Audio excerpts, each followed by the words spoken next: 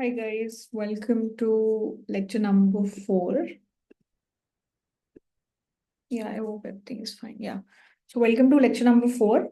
The agenda for today would be to start with a new reading, which is from your unit number 1, and the name of the reading goes by Moving India to a New Growth Trajectory. And this particular, set of reading is by Rakesh Mohan. And this particular reading was written in 2019. So, जो भी figures होंगे, they will be till 2019. And from 2019, you can see already almost 5, 6 years have gone by. So, you can see whatever is being said here, does this apply or not? ठीक है. सो जो main agenda रहेगा इस पूरे discussion में वो ये जानना है कि हमारे रीसेंट ग्रोथ एक्सपीरियंसेस क्या रहे हैं, specially there will be a you know focus on 2003 to 2008 period, and then there will also be a focus on what happened after that slowdown हुआ, उसके reasons क्या हुए, वो सारी चीजें हम लोग डिस्कस करेंगे. And we would also like to know through this entire reading that if India wants to grow at a rapid rate, what are some of the things that are required? किस तरीके के goals रखने होंगे अलग अलग aspects को, जैसे investment, saving, current account deficit, fiscal management, ये सब को आप किस तरीके से डील करोगे, so it will be a good thing for India. So this is all that we plan to take up in this particular reading. So सबसे पहले, before getting into anything, we want to know what has been the situation so far. कुछ general few pointers हैं जो हम देखना चाहते हैं, and I would also like you to see a few tables and go through them. So we'll do that right now. So if we see, अगर हम लोग 2017 की बात करें, in 2017 इंडिया का जो पर कैपिटा जीडीपी है, per capita GDP, that was about $1,800. So India's per capita GDP was about $1,800. And if we compare it with China during that same time, so China was at $8,700. Okay, so this is also, a comparative analysis of what is our situation, what is China's situation. ये तो per capita GDP की बात हो गई. अगर हम लोग overall GDP numbers की बात करें, ओवरऑल जीडीपी इन 2017 की ही बात हो रही है. So India was a 2.6 trillion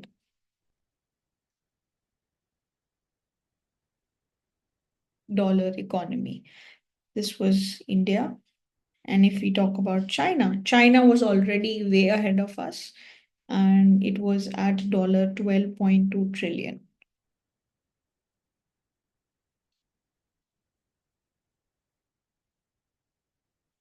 तो इंडिया को अगर अपना टारगेट रखना है कि अगर उसको हर डेकेड में पर कैपिटा जीडीपी जो है उसको डबल करनी है, if India wants a target like that, it will have to maintain at least 7% GDP growth, GDP per capita growth rate.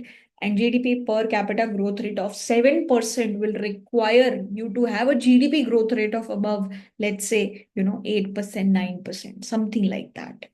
तो अगर आपका टारगेट है कि if you want to double your per capita GDP every 2 decades, so it will require you to have at least 7% annual growth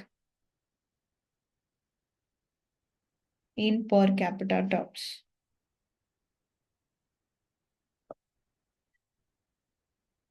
and overall GDP जो per capita growth rate होती है उसी में अगर आप पॉपुलेशन ग्रोथ ऐड कर दो, so that then you will get the overall GDP growth rate.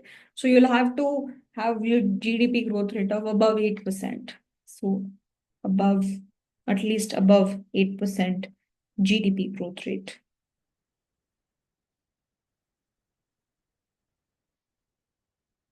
ठीक है, अगर हम लोग इस स्पेस पे ग्रो करते रहे, if this is what we are saying, अगर हम लोग सपोजिटली अगर इस स्पेस पे ग्रो करते हैं, तो by 2035 we'll become a $6,000 per capita GDP economy.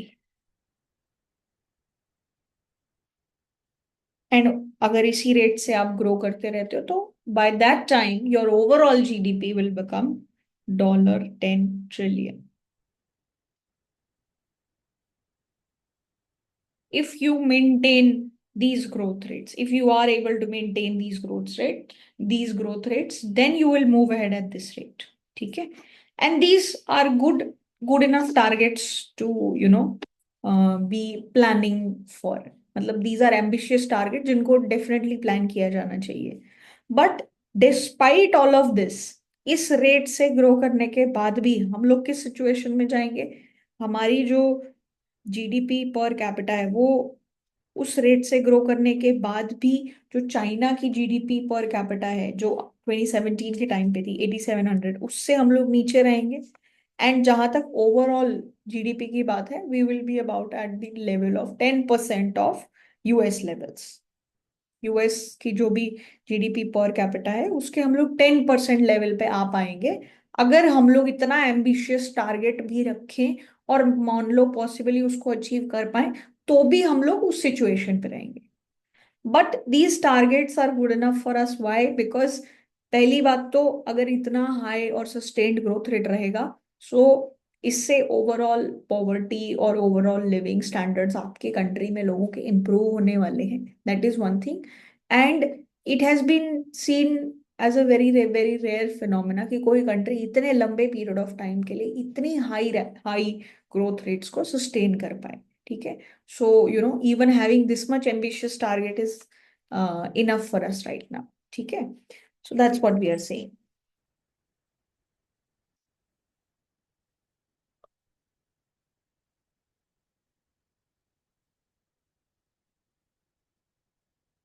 तो हमारे लिए काफी बड़ा चैलेंज क्या रहेगा कि ये जो 7% ग्रोथ रेट है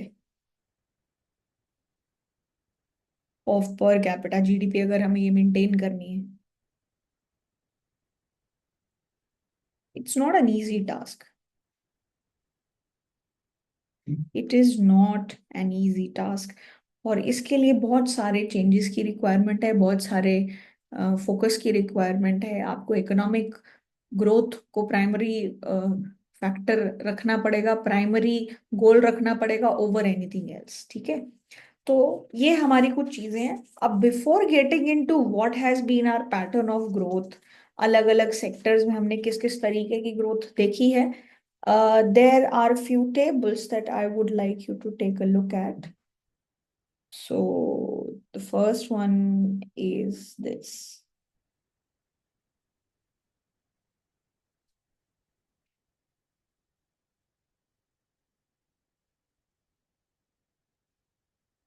तो दिस इज द टेबल जिसमें हम लोग जीडीपी ग्रोथ रेट की बात कर रहे हैं. This is real GDP growth rate over the period of time. What has been the situation, ये बताया गया है. तो अगर आप जीडीपी एट मार्केट प्राइसेस की बात करो and GDP at factor cost की बात करो, तो इन नंबर्स को अगर आप देखोगे, तो ये 1950 से लेके 2018 तक के अलग अलग पीरियड्स के नंबर्स आपको दिए हुए हैं. ठीक है, सो देर आर सम की थिंग्स टू लुक एट. कि जैसे अगर हम लोग, हमने पिछली रीडिंग में भी पढ़ा था कि हमारा जो 1980s तक का पीरियड था, that was the growth rate that we were facing at that point of time, that was called the Hindu rate of growth, which was about 3.5%. And then things started to improve, and then there was a boom period, right? तो अगर आप ये period को देखो, तो इसका average 3 point something ही बन रहा है. And then the growth rate started to improve, and then we saw rapid growth in this particular period, 8.8%. And then we again saw fall in growth rates, because this was also the time when US financial crisis was happening.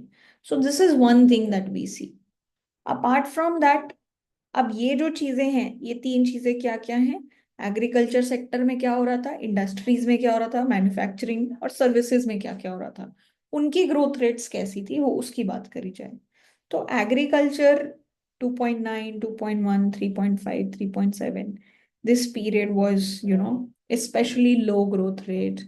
This was seen with a high growth rate 2003 to 8, and then again there was a fall in growth rate here. तो agriculture पहली बात तो इतना high growth rate sector नहीं रहा है, उसमें भी बीच बीच में काफी फ्लक्चुएशंस रही हैं। एंड 2003 और 8 का पीरियड काफी अच्छा रहा है एग्रीकल्चर के लिए भी। Similarly, if you see the industry's pattern, this period, suddenly just after independence, there was a huge focus here.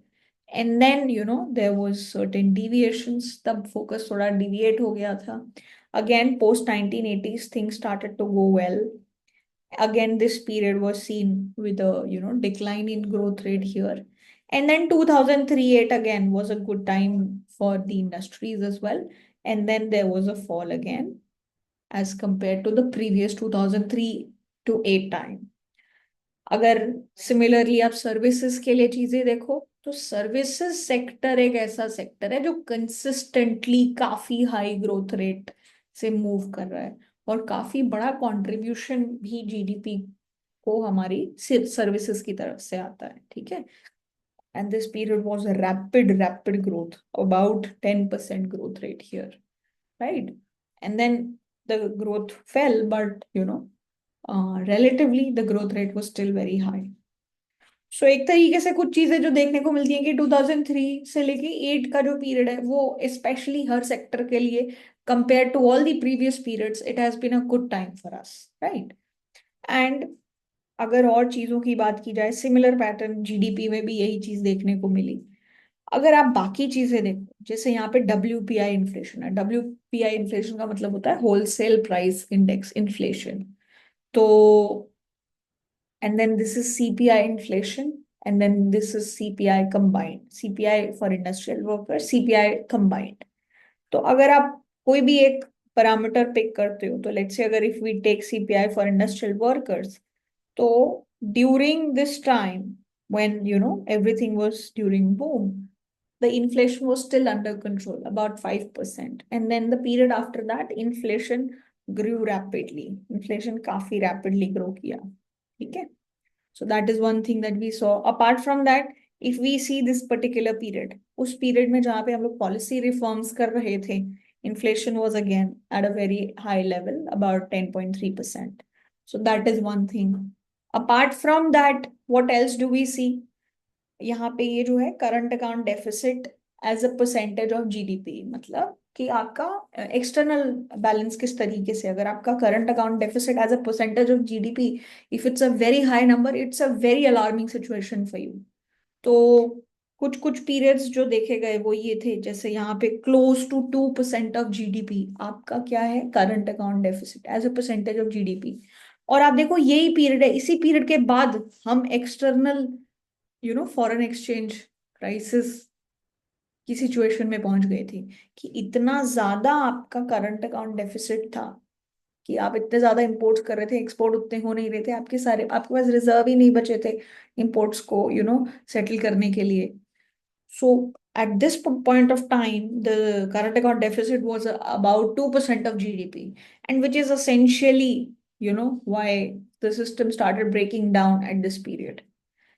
अब 2008 से 12 के पीरियड में, जब everything was under boom, things were perfect, things were going very very well, our current account deficit as a percentage of GDP was very slow, very low as well. But if you see these numbers, this is 3%. 3% is even higher than 2%.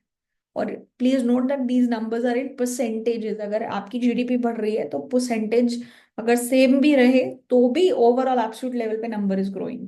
So this was 3% and then this was also close to 2%। सो आप current account deficit के perspective से, अपने foreign exchange reserves के perspective से काफी critical situation में थे इस वक्त पे, ठीक है। तो ये कुछ चीजें हैं, ये कुछ पैटर्न्स हैं जो हमें देखने को मिलते हैं।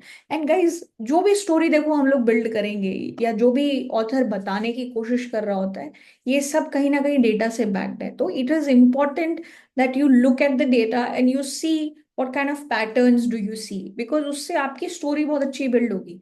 Ultimately, if we let's say from the point of view of exam, you know, nobody is going to exactly ask us at what time what numbers were there. Nobody's going to ask you that, but you have to remember and understand the whole story. तो इस पूरी table को देख के एक चीज जो clearly समझ में आ रही है वो ये है कि देखो 2003 से 8 का पीरियड काफी अच्छा रहा हर इंडस्ट्री के लिए। यहाँ पे इन्फ्लेशन भी अंडर कंट्रोल था। इसके बाद सिचुएशन थोड़ी सी कंपेरेटिवली खराब होने लगी। यहाँ पे करंट अकाउंट डेफिसिट भी काफी परसेंटेज ऑफ जीडीपी के टर्म्स में बहुत बुरा होने लगा। और पिछले भी वक्त में ऐसे कुछ पीरियड्स आए जहां पे करंट अकाउंट डेफिसिट काफी हाई था। फिर आप इंडस्ट्रियल ग्रोथ की बात करो कि just after independence there was a huge focus here, and then the focus deviated slightly during this particular period because of multiple reasons.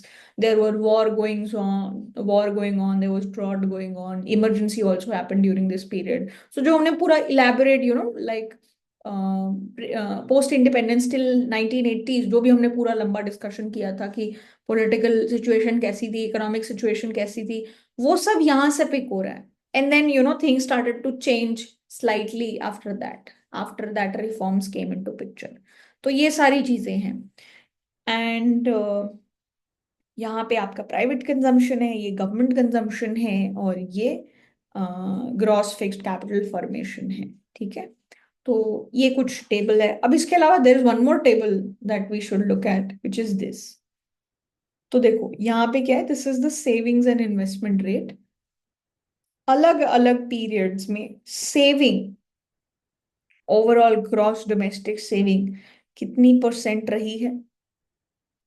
ठीक है, as a percentage to GDP, all these numbers are, ठीक है। And what about investment? Investment as a percentage of GDP कितनी रही है। तो अगर हम लोग देखें, this was about 10%, 10.8%, 16.1, 18.7, 22.4, 24.5, 33.3, 33.1, and then 32.1। तो एक चीज तो क्लियरली देखने को मिल रही है कि जो ग्रॉस डोमेस्टिक सेविंग्स है वो as a percentage of GDP has been growing.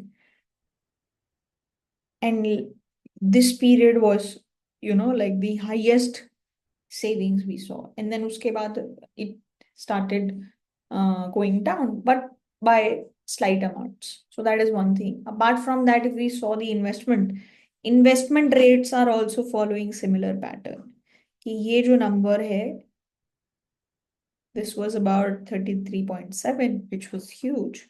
तो ये जंप काफी बड़ा था। And then investment also fell down slight, it increased slightly in 2008 to 11, and then again it fell down. So investment consistently over the period of time has been growing as a part of as a percentage of GDP, and the same thing has happened for savings as well.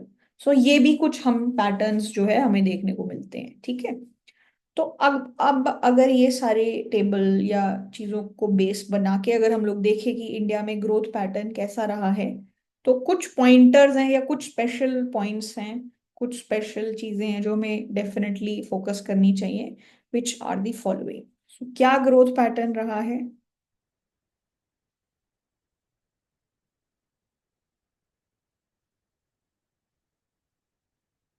Pattern in India,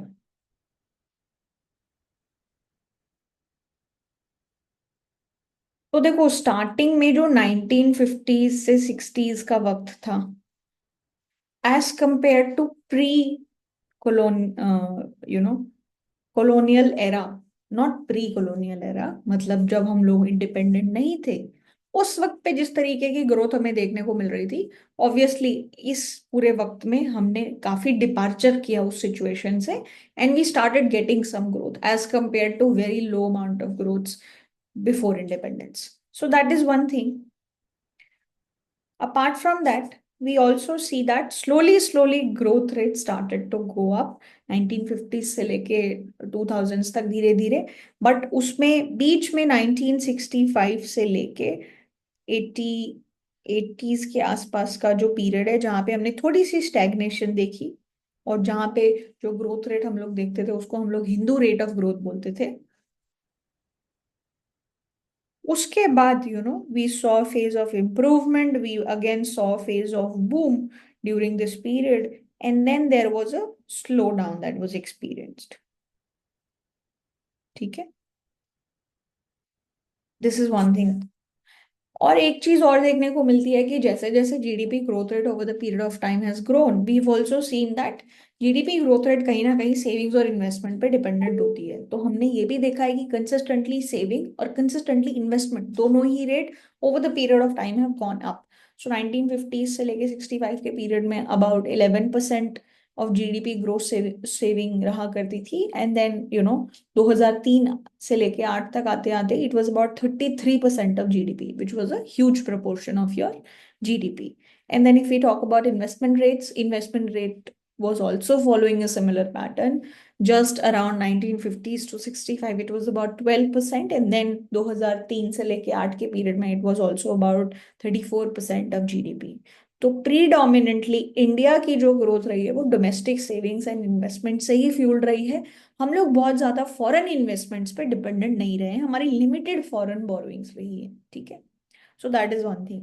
apart from that जो एक feature हमने देखा table में current account deficit को लेके, तो हमारे पास दो तीन पीरियड्स थे जहाँ पे करंट अकाउंट डेफिसिट काफी हाई हो गया था, and it has so there was one point of time wherein we actually faced an external, yeah, foreign exchange crisis, you can say. That was during the period of 1990s we were actually in a full blown external crisis, and then recent times में about let's say 2008 से लेके 12 के period में it was about 3% of GDP the current account deficit, and the period following that also 2012 से लेके 18 it was about 1.9%.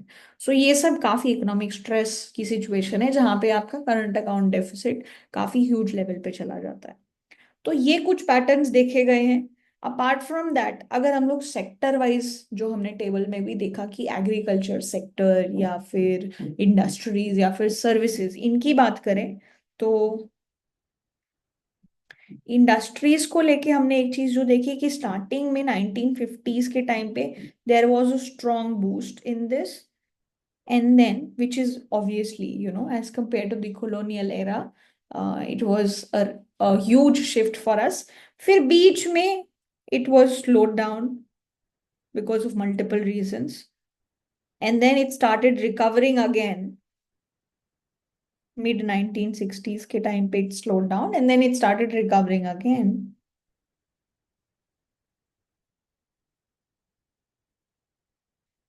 around 1980s. And then we are not saying कि the growth has been spectacular, but जो pattern GDP growth rate ने follow किया है वही similar pattern industrial sector ने भी फॉलो किया है। बट अभी भी वो major portion of the GDP जो प्रॉपर इकोनॉमिक ट्रांजिशन होता है कि पहले एग्रीकल्चर से इंडस्ट्री बढ़ती है, मैन्युफैक्चरिंग सेक्टर बढ़ता है और फिर सर्विसेज सेक्टर सबसे मेजर कंट्रीब्यूटर बनता है किसी भी इकोनॉमी में। इंडिया ने वो पैटर्न फॉलो नहीं किया है। एग्रीकल्चर से थोड़ा बहुत मैन्युफैक्चरिंग में the size of the manufacturing sector increase, but अभी भी हम लोग मैन्युफैक्चरिंग को बहुत बड़ा किए बिना ही डायरेक्टली इंडिया में सर्विस सेक्टर काफी हाई लेवल पे पहुंच चुका है। तो सर्विस सेक्टर जब ग्रोथ के आप अल्टीमेट स्टेजेस पे पहुंचते हो तो वो सेक्टर सबसे ज्यादा कंट्रीब्यूटिंग होना चाहिए। बट टिपिकली क्या होता है हर कंट्री में पहले एग्रीकल्चर की मेजॉरिटी ग्रोथ होती है, फिर मैन्युफैक्चरिंग की, फिर आप सर्विसेज सेक्टर में जाते हो। तो इंडिया में जो चीज बोली जाती है वो ये है कि बीच वाला सेक्टर जो है वो एक तरीके से गायब हो गया है। गायब एज इन कि हम लोग एग्रीकल्चर से निकले और फिर हमें मैन्युफैक्चरिंग की ग्रोथ को बढ़ाना था, लेकिन वो ग्रोथ कहीं ना कहीं हमारे लिए मिसिंग रही है। ठीक है, and manufacturing sector is a very big sector for employment generation as well.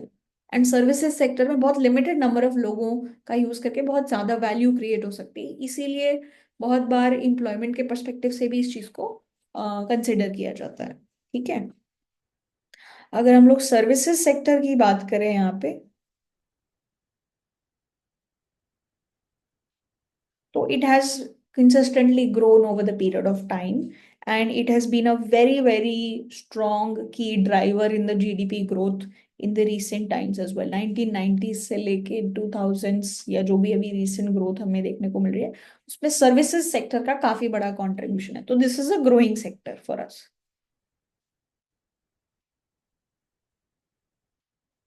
So that is one thing. And if we talk about agriculture, agriculture में जो growth है वो it has been modest. We won't say that it has been great, it has been modest. And apart from that, agriculture is also it's this sector has also been very, very volatile because of multiple reasons, weather dependencies, weather पे बहुत सारी चीजें dependent है, monsoon पे बहुत सारी चीजें dependent है, ये सारी चीजों की वजह से things have been volatile due to weather dependencies.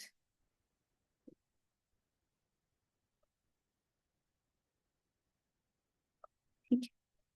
we've seen some low phases of growth as well, uh, and which more or less have coincided with the the growth pattern that GDP has followed. तो GDP growth rate जब भी लो रही है, agriculture भी ऐसा नहीं है कि बहुत हाई रहा है, agriculture has also been very, very down. So if you see the table above, we also saw a period जहाँ पे that was about 1% growth, which is very less, right? तो things have been very, very promising for the services sector, but we can't say the same thing for agriculture। ठीक है।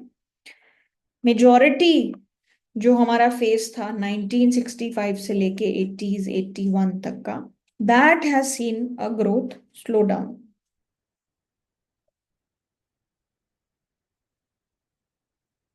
And इसके हमने reasons पिछले reading में भी देखे थे। तो इसके काफी सारे फैक्टर्स हैं, मेजरली एक्सटर्नल फैक्टर्स भी रहे हैं, एंड काफी सारा internal factor based on the kind of policies that we implemented, that has also been the case. तो एक्सटर्नल फैक्टर्स जैसे कि 1965 से लेके 67 टाइम में जो ड्रॉट्स हुए, we had two wars with Pakistan also।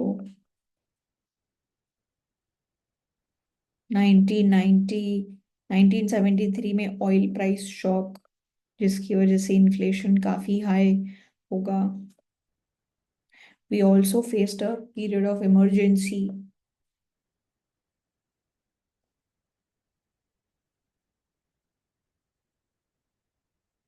All these things created a lot of uncertainty, and which is natural that the growth rate will definitely be impacted because of these factors। and apart from that, अगर हम लोग policy perspective से देखें, तो इस वक्त में जिस तरीके की पॉलिसीज थी, they were quite restrictive. we were not opening up our doors for the outside world, and our neighbors जो other Asian economies की बात करें, they were liberalizing, and because of that they were also getting accelerated growth।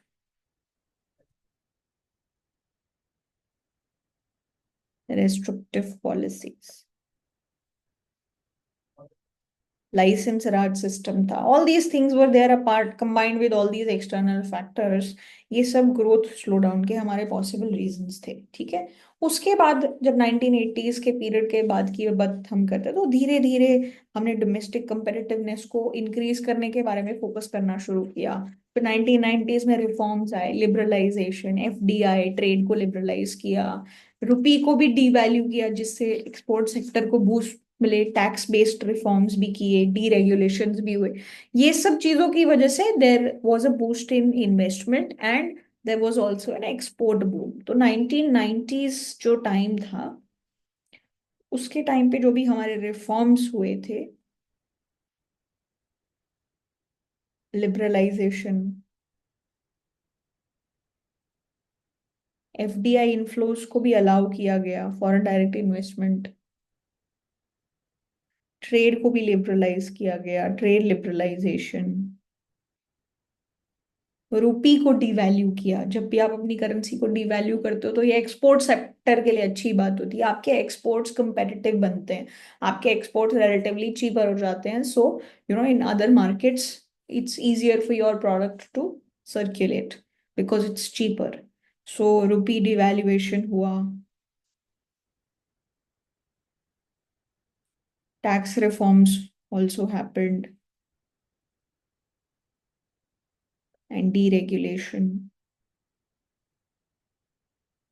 All these things led to, increased investment and export boom. So these things kind of helped in the recovery, but we also saw a downfall in the growth. It was a growth slump. Growth decreased during this time before actually going very, very high in the 2003 to 2008 period. उसमें growth काफी rapidly it increased. But there was a growth slump. Slump मतलब होता है चीजें slow होना, sluggish होना. Growth slump. तो इस वक्त पे we had a East Asian financial crisis also going on. The government was also facing some fiscal issues.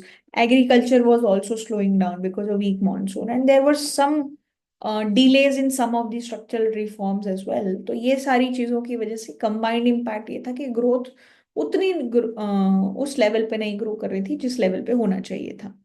And उसके बाद फिर से there was a period of boom from 2003 to 8, and then again the US housing crisis, which was the financial crisis that was spread across all the countries in the world, almost everyone, which kind of slowed down this pattern of growth again.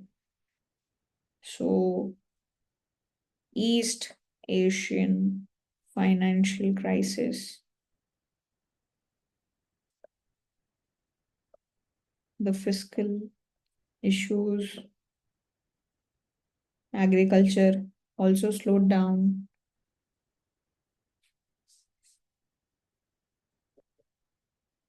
because of weak monsoon.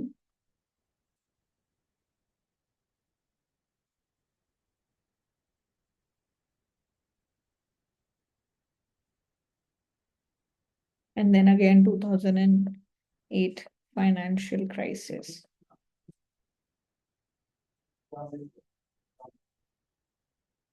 इसकी वजह से आगे के periods में जो भी हमारी growth रही that kind of became slowed down. तो ये सारे डिस्कशन से जो कंक्लूजन निकल के आता है कि ग्रोथ अगर आपको अचीव करनी है तो आपको एक होलिस्टिक पर्सपेक्टिव से चीजें देखनी पड़ेगी, एक कंबाइंड तरीके से चीजें सोचनी पड़ेगी. आप अलग अलग टुकड़ों में, साइलोज में, छोटी छोटी जगह पे छोटे छोटे चेंजेस करके इस लेवल पे ग्रोथ अचीव नहीं कर सकते जो आपको चाहिए in order to become a prosperous country and bring a lot of people out of the poverty and to increase the living standard of people in the country. तो इसके लिए आपको बिल्कुल एक होलिस्टिक पॉलिसी को इम्प्लीमेंट करना पड़ेगा जो अलग अलग चीजों में इंटरकनेक्टेड हो. That is one thing. Apart from that you should avoid a lot of centralisation. Centralisation मतलब कि सारी पावर एक ही जगह हो, ऐसा नहीं होना चाहिए. लोकल डिसीजन मेकिंग काफी इंपॉर्टेंट है. तो आपको लॉन्ग टर्म सस्टेनेबल ग्रोथ की तरफ ध्यान देखना चाहिए rather than just immediate benefit पे फोकस करके या पॉलिटिकल गेन्स को चीजें कंसिडर करके डिसीजन मेकिंग नहीं करनी चाहिए. और अगर आप 7 से 8% की जीडीपी ग्रोथ रेट अचीव कर पाते हो for a long period of time, then only you will be able to you know keep India out of extreme poverty, keep people in India out of extreme poverty. You need this kind of sustained growth rate in order to prosper faster. तो pro growth policies पे focus होना चाहिए. चीजें बहुत टुकड़ों में policy implementation नहीं होना चाहिए. और ग्रोथ की तरफ बिल्कुल ध्यान दो, लेकिन अपना जो फिस्कल डेफिसिट है या करंट अकाउंट डेफिसिट है या जो एक फिस्कली रिस्पॉन्सिबल होके सारी पॉलिसीज को इम्प्लीमेंट करने की कोशिश करनी है सो दैट आप किसी क्राइसिस लेवल सिचुएशन में ना पहुंच जाओ. ठीक है. तो this is something that has been quoted as the aspiration or the goals that India should focus on. तो that is one thing. Apart from that, अब हम लोग क्या करेंगे, we would also get in to the details of what happened in this era. ये era जो हमारे लिए एक तरीके से हम लोग गोल्डन एरा ऑफ ग्रोथ बोलते हैं, गोल्डन एरा ऑफ ग्रोथ.